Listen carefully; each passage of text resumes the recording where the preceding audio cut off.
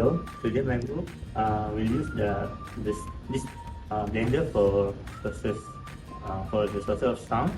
So we use the Panasonic blender brand BMM3423.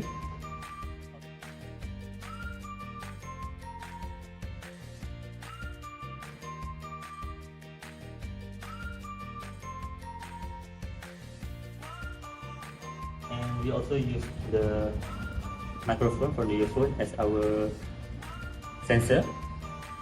So this microphone, we will attach it in here, and this microphone, we will put it near to the sources of sound here. So this is disable app. So let me show you how it works. So we switch on this blender.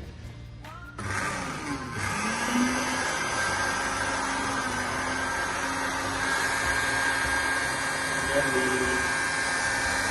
press this to start the disable app for 10 seconds.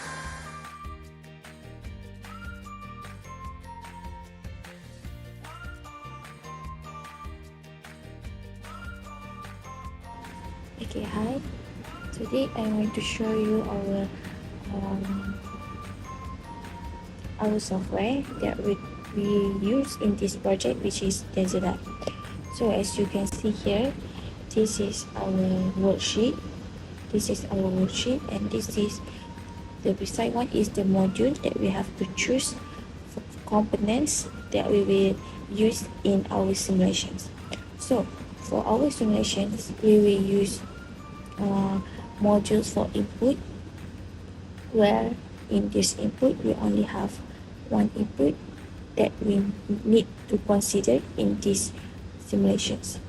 So after we get the module of input, we connected it with the FFT with the YT charts to get the charts of the signals that we detect, and also the digital meter to display the value of signal that we get from the blender as we use in these projects. So after we connected with the digital meter, we will connected with the formula, where in this formula, module formula, the function is the raw signals we going through in this formula after we calculate the average, calculate the V reference from the value of average, and also the value of raw signals that we detected from the simulations, and we put it in this formula to get the value of the decibels for frequency domains. So this is a digital meter to display the value after it's going through this formula, and we have to write data to store the data, and this is the data window, and this is the FFT chart as we want to display the frequency domain graph. So after we run the simulations, so this simulation will show two graphs and also two digital meter, where this one, as you can see, 0.02, this shows the raw signals, and this is the time domain graph, and as you can see is the value of signal that is going through from the decibel formula, and the below one is showing the frequency domain. So this is how our simulations should have, because the objective of this project is we have to find the frequency domains and also time domain. That's all. Thank you.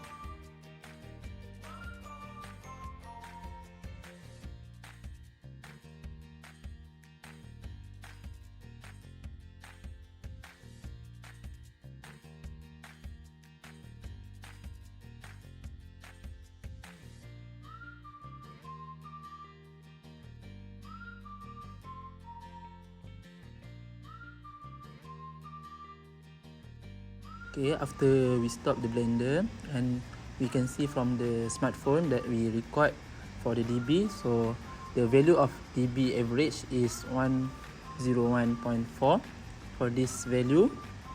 And then value dB average from the disable apps we get, we use the value into the formula that's given to us, which is the formula for dB. dB is equal to 20 log 10 VRMS divided by V reference. From the Daisy Lab software, we use the VRMS is 0.56, and the value we get, which is the V reference, is equal to 4.76 exponent negative 6 after we calculate. So